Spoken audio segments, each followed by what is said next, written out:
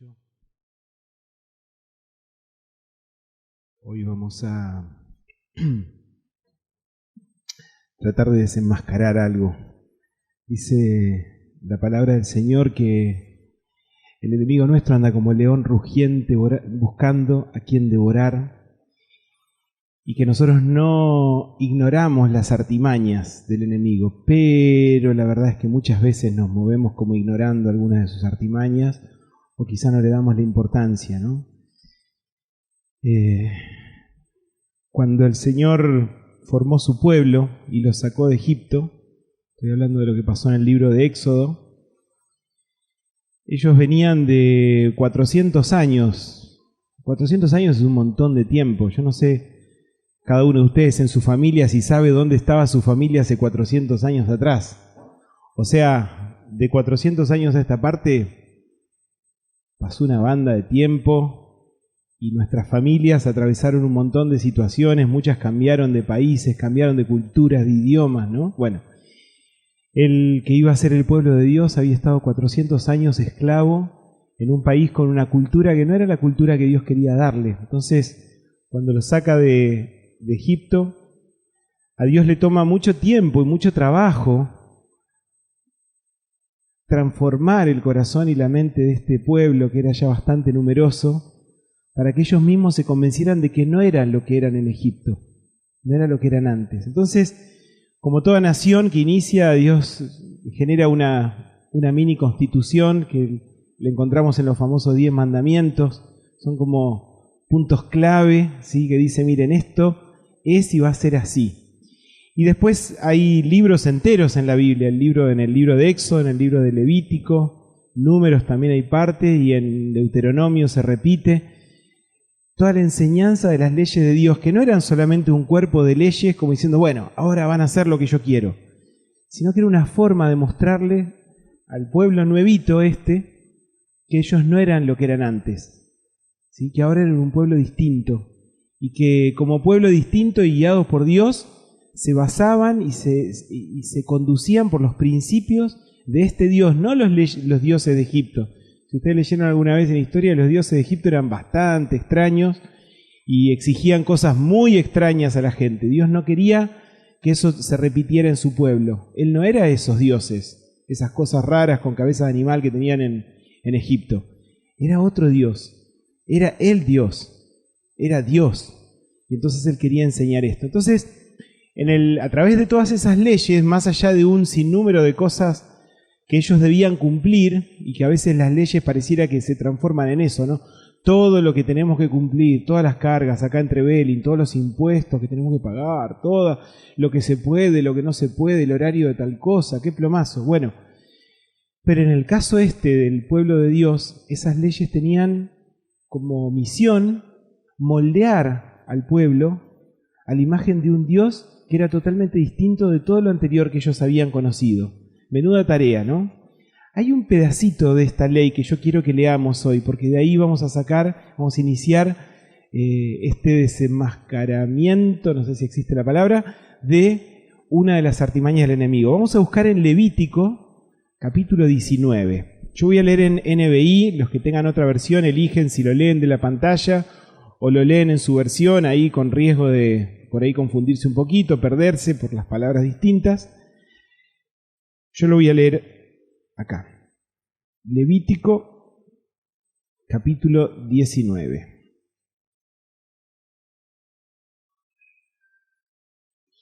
Vamos a leer a partir del versículo 9. Hay muchas cosas acá, sí, pero me gustó como muestra este pedacito donde se transmite algo del corazón de Dios. Dice en el versículo 9, cuando llegue el tiempo de la cosecha, no cieguen hasta el último rincón de sus campos, ni recojan todas las espigas que allí queden. No rebusquen hasta el último racimo de sus viñas, ni recojan las uvas que se hayan caído. Déjenlas para los pobres y los extranjeros. Yo soy el Señor su Dios. No roben, no mientan, no engañen al prójimo, no juren en mi nombre solo por jurar, ni profanen el nombre de su Dios. Yo soy el Señor. No explotes a tu prójimo, ni lo despojes de nada. No retengas el salario de tu jornalero hasta el día siguiente. Fíjense los detalles en los que Dios se mete, ¿no? No maldigas al sordo, ni le pongas tropiezos al ciego, sino teme a su Dios, a tu Dios. Yo soy el Señor. No perviertas la justicia, ni te muestres parcial en favor del pobre o del rico, sino juzga a todos con justicia. No andes difundiendo calumnias entre tu pueblo, ni expongas la vida de tu prójimo con falsos testimonios. Yo soy el Señor. No alimentes odios secretos contra tu hermano, sino reprende con franqueza a tu prójimo, para que no sufras las consecuencias de su pecado. No seas vengativo con tu prójimo, ni le guardes rencor. Ama a tu prójimo como a ti mismo. Yo soy el Señor. Y sigue, podríamos seguir capítulos y capítulos y viene con esta tónica, ¿no? Yo no sé ustedes lo que leen, es como si alguien te manda una carta, ¿no es cierto? Y te cuenta cosas, y más allá de las cosas que te cuenta, vos alcanzás a percibir algo del corazón de la persona que está atrás de esas cosas que te cuenta, ¿no? Yo no sé si ustedes alcanzan a percibir el corazón de este Dios que dice estas cosas y que da estas órdenes. Eran leyes, sino sugerencias, buenos consejos para la vida. Eran leyes, ustedes deben vivir en función de esto. Y fíjense, lo que yo por lo menos encuentro, a ver si alguno capta lo mismo, ¿no? Un Dios sincero, un Dios honesto, un Dios que quiere más allá de si el otro ve o no ve lo que yo hago por el otro. Un Dios transparente, un Dios que es generoso, y no generoso para que vean lo generoso que soy re generoso, entonces quiero que se note que soy muy generoso y que todos vean y aplaudan mi generosidad. No importa si alguien lo ve o no. Generoso por la generosidad, por ser de corazón abierto y dadivoso, ¿sí? Este es el Dios que tenemos. Y este Dios quiso que nosotros seamos así también. Él quería que su pueblo fuera así. Y por eso les daba todas estas leyes. Lo puso en formato de ley, ¿sí? Pero no eran por el capricho de ahora van a hacer lo que yo quiero, sino una forma de enseñarles, miren, estos son mis valores, estos son mis principios. El otro día, el jueves, decíamos en el estudio que los principios de Dios son cosas que para Dios son importantes y son válidas y aplicables en todo lugar, en toda situación, en cualquier cultura, en cualquier momento. Los principios son válidos. Y este es uno de los principios de Dios, el principio de la verdad. Dios es un Dios de verdad, un Dios que no miente. Estaba pensando que todos nosotros quisiéramos ser así de veraces, y no veraz como vieron que hay un informe que hace el gobierno o alguien del gobierno rechusma que se mete en nuestros impuestos que se llama veraz. No sé si eso es del todo veraz, pero Dios sí lo es. Dios es esto, ¿no? Y Él quiere que nosotros seamos así. Cada uno de nosotros trata de ser veraz a su manera. Y piensen en esta figura cuando un padre le enseña a su hijo, mira querido, yo te voy a explicar, esto es así, esto es lo más importante, que nunca te falte esto. Fíjate, esto puede cambiar o no, pero vos tenés que ser así. Todo padre que quiere ser un buen padre, toda madre también, enseña a sus hijos de esta manera, ¿no? Puede ser que lo que le está enseñando sea algo medio torcido, rebuscado, pero en su corazón le está dando lo mejor que tiene, ¿no? En el caso de este Dios nuestro, es un Dios de quien conocemos sus intenciones. Sabemos qué quiere de nosotros.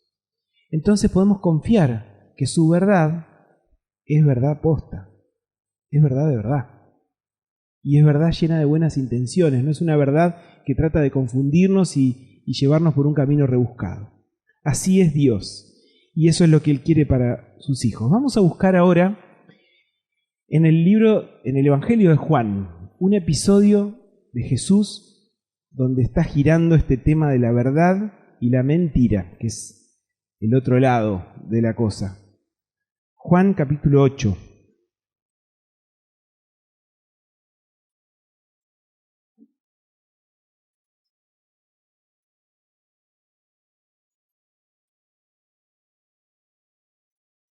Juan 8.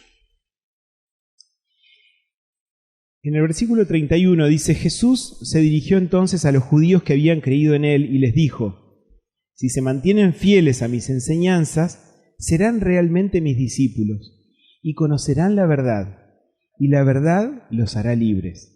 Acá hay una cosa medio extraña que pasa, porque le está diciendo que le estaba hablando a judíos que habían creído en él. O sea, se supone que no eran judíos que estaban ahí como muchos otros para encontrarle la quinta pata al gato y hacerlo quedar en ridículo a Jesús y demostrar que era un profeta trucho. Aparentemente esta gente estaba bien predispuesta para la verdad de Jesús. Sin embargo, Jesús empieza a desnudar eso en los versículos siguientes. No vamos a leer todo, pero en los versículos siguientes él va desnudando eso y aparece que en el fondo ellos no estaban buscando la verdad de Dios, sino su propia verdad, y la verdad que los hiciera quedar bien a ellos, en principio, ¿no? Que no los hiciera quedar en ridículo. Entonces Jesús le dice esto, y dejo ahí flotando esta frase: si se mantienen fieles a mis enseñanzas, serán realmente mis discípulos y conocerán la verdad, y la verdad los hará libre. Estos días se publicó ayer lo publicamos en el grupo de WhatsApp de acá de la iglesia, una fotito de unas anotaciones de una hermana, donde Dios hablaba, esto es una palabra que Dios había traído en el año 2015, y Dios hablaba acerca de cárceles, que nosotros mismos fabricamos, cosas en las que nos vamos encerrando solitos, ¿no? Que Dios no era el Dios de esas cárceles. Dios nos había llamado a libertad y Él venía a traer libertad. Y me llamó la atención, yo ya tenía escrita toda mi prédica de hoy, cuando apareció esto, ¿no? Y sentí una confirmación en esto de parte de Dios, ¿no? Porque resulta que muchas veces edificamos alrededor nuestro muros de mentiras. Y puede haber mentiras gravísimas, de esas que nos atrampan para toda la vida, y puede haber mentiras de esas como inocuas, lo que algunos le llaman la mentira piadosa, la mentirita fácil, ¿no? Sin embargo, vamos a ver ahora en el pasaje que vamos a leer a continuación de dónde surge la mentira. Un poquito más adelante, cuando Jesús viene hablando con estos judíos que habían creído en Él, pero en realidad en el fondo todavía tenían mucho que descubrir acerca de Jesús, en el versículo 42 dice, ellos vienen diciéndole a Jesús: nosotros somos hijos de Dios, somos hijos de Abraham, como sacando currículum, ¿no? En el versículo 42 le dice: si Dios fuera su Padre, les contestó Jesús, ustedes me amarían, porque yo he venido de Dios y aquí me tienen. No he venido por mi propia cuenta, sino que Él me envió. ¿Por qué no entienden mi modo de hablar? Porque no pueden aceptar mi palabra. Ustedes son de su padre, y acá viene la declaración fulminante de Jesús que los dejó chatitos a ellos. Dice: ustedes son de su padre, el diablo, cuyos deseos quieren cumplir. Imagínate vos que Jesús, así ahí, cuerpo presente, ahí delante tuyo, de golpe te dice, vos le estás diciendo: pero yo soy hijo de Dios también, tratando de sacar tu currículum lindo, brillante, reluciente, y Jesús te dice: no, pará, vos sos de tu padre el diablo. ¡Apa!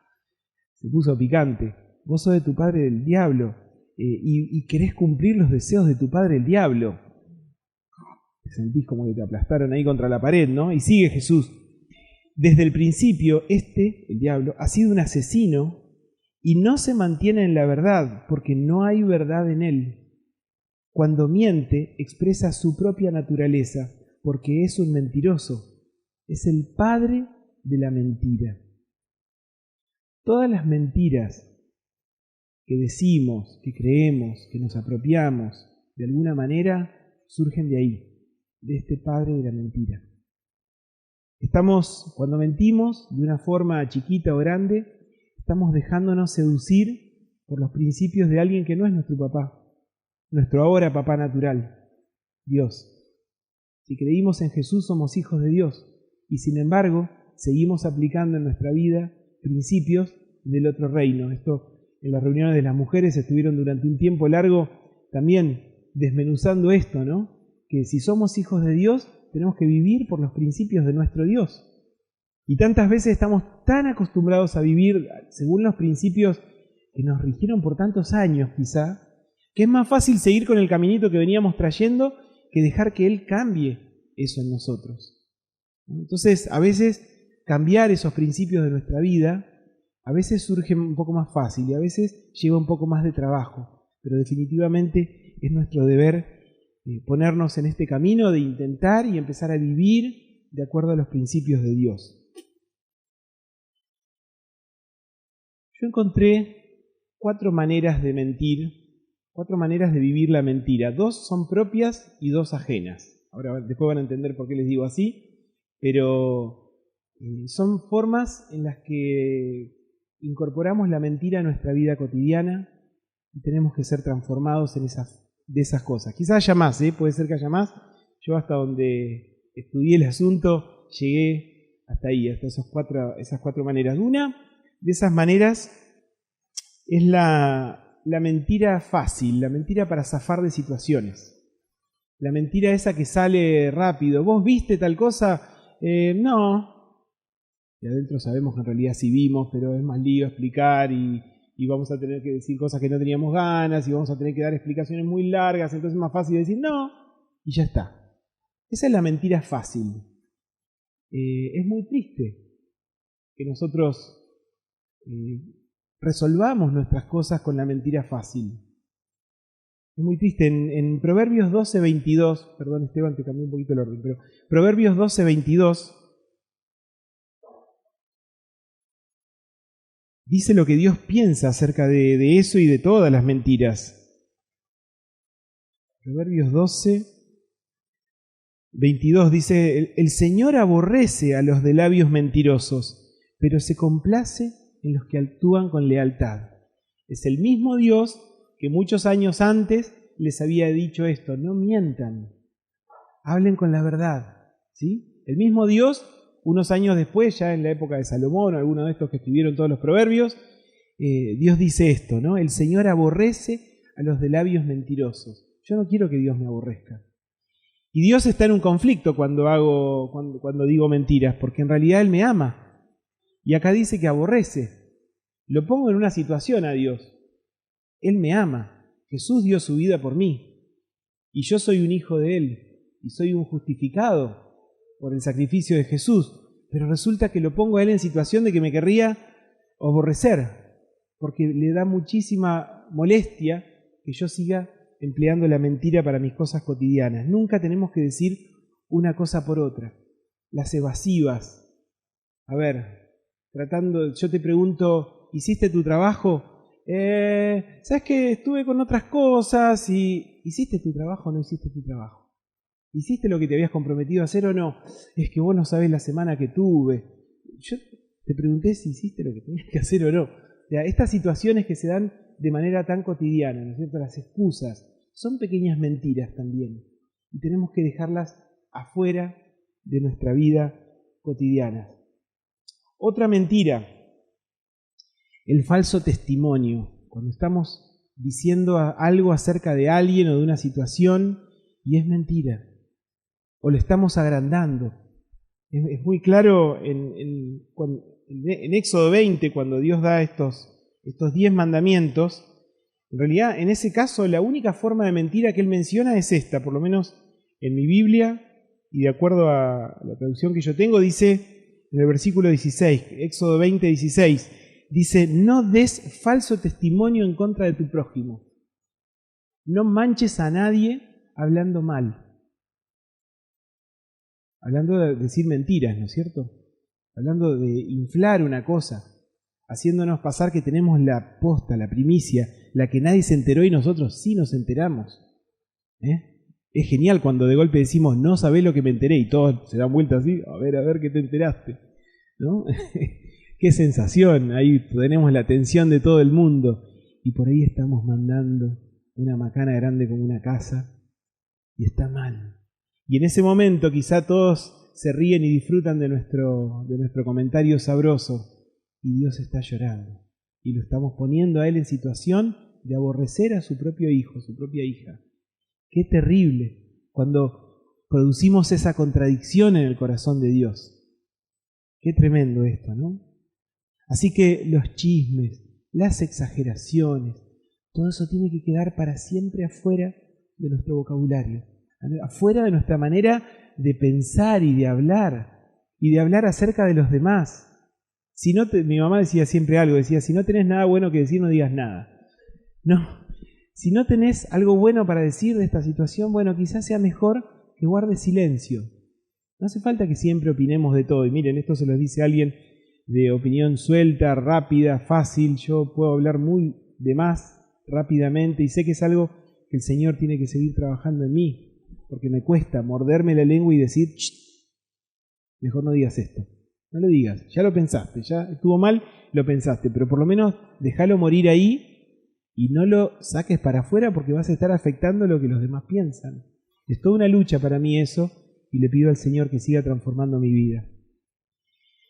Hasta ahí esas mentiras son mentiras que nosotros decimos, son cosas que nos salen del corazón rápidamente. Puede haber cosas graves también en eso. Puede haber el deseo de ocultar verdades importantes. ¿Cuántas familias han sido muy lastimadas por mentiras profundas que se hicieron para tapar alguna situación que preferían callar, ¿no? O sea, primero hablamos de cositas rápidas, cotidianas de nuestra vida de todos los días, pero en realidad, en estas categorías que hablamos recién, puede haber cosas que traigan verdaderas heridas a las familias y a las personas, a las vidas, por cosas que se ocultaron, cosas que se escondieron en su momento, y vieron que para poder ocultar algo es bastante común que hay que taparlo con alguna mentira, y cuando mentiste en una cosa, y listo, vas a tener que sostener la mentira con otras mentiras, ¿no?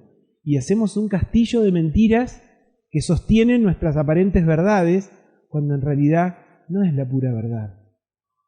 El Señor nos llamó a ser sinceros. Fíjense que una de nuestras maneras principales de acercarnos a Dios es en la confesión de nuestros pecados. No podemos mentirle a Dios y decir, no, yo no hice nada. Dios sabe. ¿Qué podemos hacer?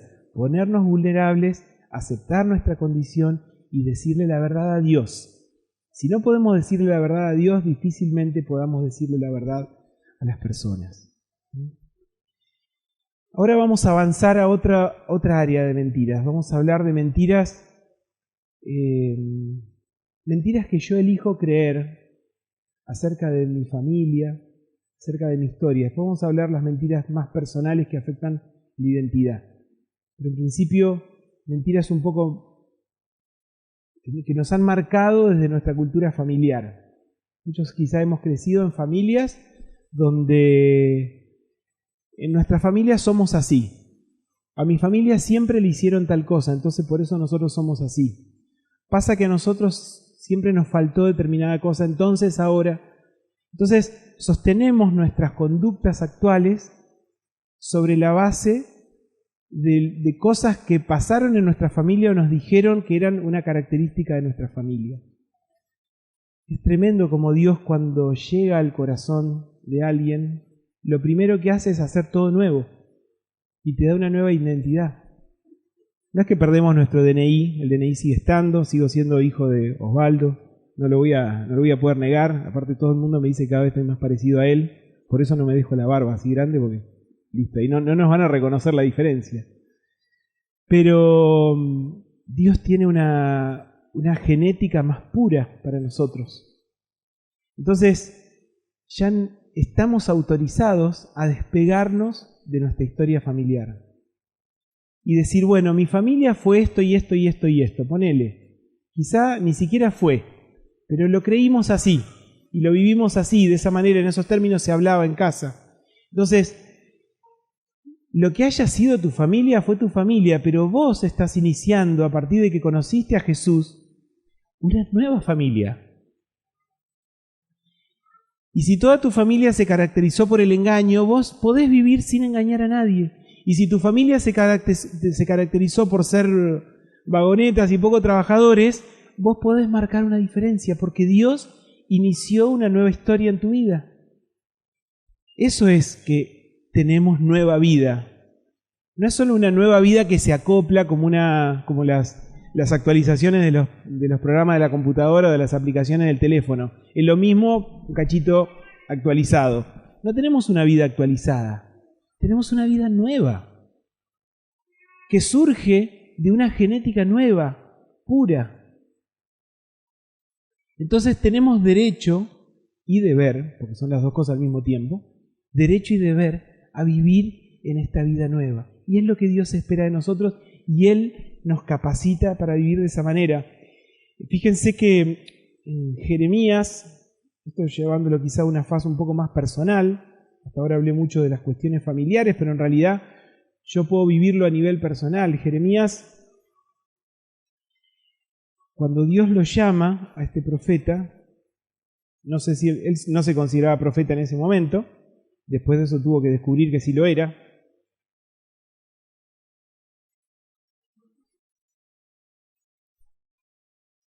Y acá ya me empiezo a mezclar un poquito con el siguiente paso, el último aspecto de esta mentira que vamos a tocar hoy.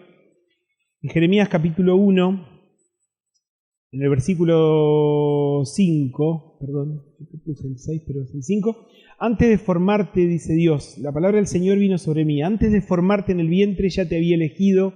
Antes de que nacieras ya te había apartado, te había nombrado profeta para las naciones. Esto no sé si es necesariamente un llamado y una cosa que Dios dice acerca de todos nosotros, pero sí habla acerca de que Dios nos ve ahora como nos vio desde antes de que fuéramos formados. Y cuando fuimos formados en una familia, con una determinada cultura familiar. Y Él sabía que íbamos a nacer en esa familia y que nos íbamos a criar en esa cultura familiar que nos iba a afectar de una manera u otra. Él lo sabía y sin embargo ya nos había elegido. Esto es interesante porque entonces significa que no estás acá solo por tu decisión de un día creer en Jesús, si es que ya tomaste esa decisión, y si no la tomaste hasta el fondo, yo te animo a que te animes y que lo hagas y que tomes esa decisión hasta el fondo, hasta las últimas consecuencias, ¿sí? Antes de que esto sucediera en tu vida, Dios ya te había visto y había dicho, esta maravilla va a ser parte de mi familia. Y cuando Él le dice esto a Jeremías, Jeremías dice en el versículo 6, yo le respondí, ¡ay, Señor mi Dios! Soy muy joven y no sé hablar. Perdón, número equivocado. Llamaste a la persona incorrecta. Creo que lo quería llamar al otro, quería llamar a Merlín, no a mí. Quería llamar a otro, no sé, pero no era yo. Cometiste un error, Señor. Y el Señor dice, el versículo 7, el Señor me dijo, no digas soy muy joven, porque vas a ir a donde quiera que yo te envíe y vas a decir todo lo que yo te ordene. No le temas a nadie, que yo estoy contigo para librarte. ¿Lo afirma quién? Lo afirma el Señor. El Señor es el que dice, esto es. Entonces, fíjense hasta qué punto podemos ser libres de todo lo que trajimos incorporado en nuestras personalidades, que encima cuando llegamos a grande a veces pueden llegar bastante mañosas, bastante retorcidas, con malas costumbres, malos pensamientos acerca del mundo, de la política, de los vecinos, de todo, de mi esposa, todo. Todo puede estar afectado por nuestra mala visión. Sin embargo, dice Dios, ¿sabes qué? No me importa eso, porque yo te hago una nueva criatura. Entonces, todo eso que vos decís era verdad, ¿sabes? Pero ya no para vos. Ahora hay otra verdad para vos, y es lo que yo digo que sos. Entonces, si esto lo juntamos con el famosísimo versículo de Filipenses 4:13, que tendríamos que tenerlos todos pegados en un cartelito en casa, nosotros se lo repetimos siempre a nuestros chicos cada vez que no quieren hacer alguna cosa porque no se animan o porque es muy difícil o porque no sé qué, todo lo puedo en Cristo que me fortalece. O sea, es verdad, no podría casi nada yo, pero porque tengo a Cristo, Él me hace fuerte y todo lo puedo. ¡Wow! ¡Qué agrandado! No me agrando, sé quién soy, conozco todas mis flojeras, conozco mis debilidades, pero por Jesús sé que puedo. Porque es Él el que está dictando la nueva realidad de mi vida. Y eso vale más que todo lo que yo hubiera pensado antes. ¿Sí? Entonces, si volvemos a las mentiras que nos creímos en nuestra familia, que somos pobres, o que somos ricos, o que somos muy importantes, o que somos muy poco importantes, o que somos muy inteligentes en esta familia, o que somos unos cuadrados totales, ¿qué es lo que aprendiste? Bueno, animate a desactivar eso. Animate a desactivarlo y activar lo que Dios dice de vos. Encendé el botoncito de lo que Dios dice de vos. Eso vale más que todo. Y una frase típica que a mí me conmueve cada vez que la escucho, 1000 veces la escucho, y me conmueve, la frase que dice yo soy así, es que yo soy así. Con esa frase yo soy así, es como que damos una gran explicación que abarca todo lo que no podemos, porque generalmente lo decimos para eso, para escudar y para excusar todo lo que no podemos, o que pensamos que no podemos. Yo soy así. ¿Cómo soy? ¿Cómo era? El otro día Merlín habló en su predicación acerca de si se nota que había una vieja vida y una nueva vida. O sea, es verdad, quizás yo era así. Y quizás nuestra buena excusa debería ser, no yo soy así, sino yo era así. Sí, es verdad, yo era así. Pero ahora, en el nombre de Jesús puedo cambiar. Y puedo ser distinto. Yo era un amarrete bárbaro, pero ahora, por Jesús, puedo ser generoso. Yo era un boca sucia, pero ahora por Jesús puedo hablar bien. Yo era súper mentiroso, pero ahora por Jesús puedo hablar correctamente y decir la verdad. Yo le debía plata a todo el mundo, bueno, ahora por Jesús no tengo más deudas. Yo era, sí, tantas cosas éramos, pero el Señor nos libró de todo eso y tenemos que afirmarnos en esa fe de que Él nos libró de todo eso que éramos. Y ahora sí entramos en el último aspecto de la mentira, que es en realidad una vuelta de rosca de lo que estábamos hablando recién. Puede haber mentiras profundas que afectaron nuestra identidad.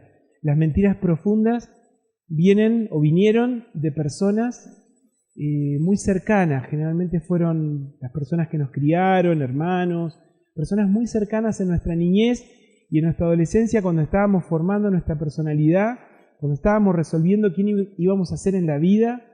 Quizás hemos tenido que compartir esa etapa de nuestra vida con personas que nos hicieron daño, quizás profesores, personas que tuvieron mucha ascendencia sobre nosotros y dijeron cosas terribles acerca de nosotros, y terminamos creyendo que somos eso. Creo que yo conté que en el campamento último que tuvimos en Corcovado, hace casi 2 años, una chica contó cómo Dios la había librado de las cosas que le decía su mamá. Las mamás se supone que dicen cosas lindas a los nenes, ¿no? Bueno, acá había una que no. Encontramos una que no le decía cosas lindas a su hija, sino que le decía cosas terribles porque vos viniste para arruinarnos la vida, desde que vos viniste a nuestra familia todo se complicó. Y la chica creció con la idea de que ella había sido un gran estorbo para su familia y para la felicidad de todos los que estaban ahí. Todo eso lo mamó junto con la leche que tomaba cada día. Qué terrible llegar adolescente, joven, con esa idea, creyendo eso de sí misma. Hasta que el Señor apareció en su vida y ella se dio cuenta de que, primero, que ella no era todo eso que su mamá había dicho, sino que ella era querida, era amada, deseada, buscada, quizá no por su mamá, pero por Dios sí.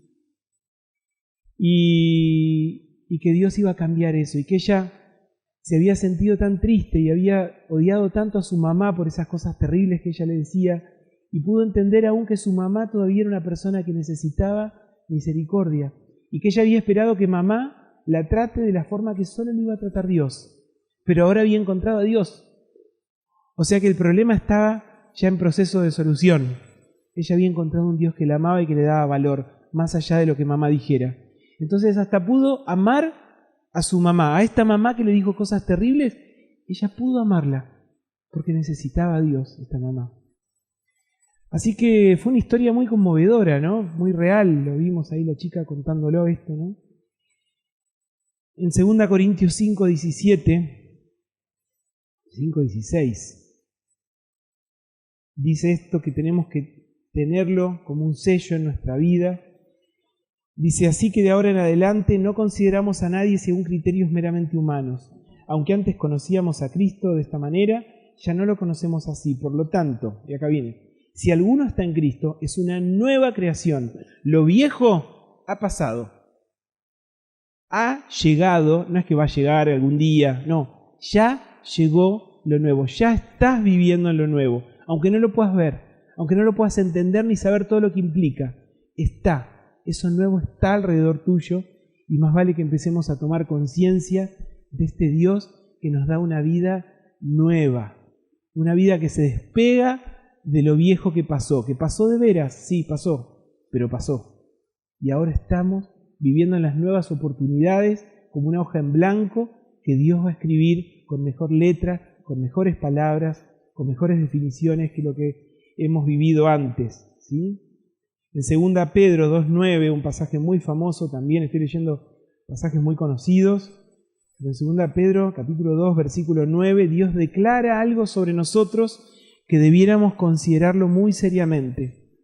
2 Pedro 2.9 dice: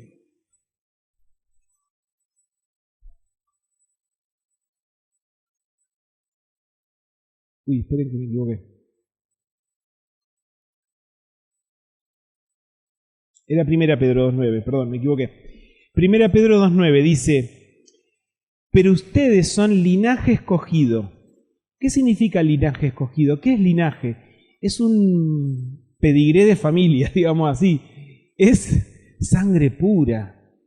Y quizás vos decís, perdón, pero no hay sangre más complicada que la mía. Dios redefinió tu sangre porque Él entró en tu vida. Entonces ahora, más allá de lo que haya sido tu historia, tenés una sangre nueva. La sangre de Dios definitivamente es pura, es buena. Así que ya nunca más te avergüences de ese linaje tuyo, porque ahora sos de un linaje escogido, de una familia escogida por Dios. Dice después, real sacerdocio. Sacerdotes eran los únicos que tenían derecho a entrar en la presencia de Dios. El pueblo común se quedaba afuera, pero el sacerdote entraba. Bueno, vos sos parte real de ese sacerdocio. Ya sos de la familia sacerdotal. Dentro de tu linaje nuevo, tenés la posibilidad concreta hoy, ya, ahora, de estar en la presencia de Dios. ¿Pero no era que Dios recibe a los buenos nomás? Sí, justamente, Él cambió tu linaje y ahora sos de los buenos. No me refiero a los buenos y los malos como los cristianos y los no cristianos, no confundamos.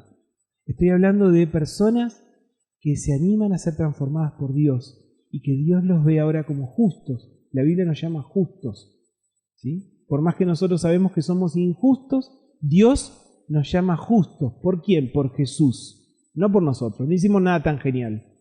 Nunca nos vamos a merecer eso, pero Dios nos mira y dice, este es mi hijo, es justo, es quien yo elegí. Y dice después, nación santa, pueblo que pertenece a Dios. Sos la persona, sos parte de las personas donde Dios quiso venir a vivir, a morar entre ellos. Qué privilegio tan grande, ¿sí? Dice, para que proclamen las obras maravillosas del que aquel que los llamó de las tinieblas a su luz admirable. Ustedes antes ni siquiera eran pueblo, pero ahora son pueblo de Dios. Antes no habían recibido misericordia, pero ahora ya la han recibido, ya la recibiste. ¿La recibiste? ¿Te sentís? ¿Tenés conciencia de ser un hijo de Dios completo? Con nombre y apellido, con nuevo DNI del cielo. Si no tenés esa seguridad adentro, quizá hoy puedas volver a casa con esa seguridad, llenándote. No lo dejes pasar. El Señor quiere hacer algo nuevo y romper toda cárcel de mentira que haya en tu vida. Las mentiras que dijiste, las mentiras que te dijeron. Dios quiere romper todo eso y que vos puedas vivir en esta vida nueva que ya tenés. Amén.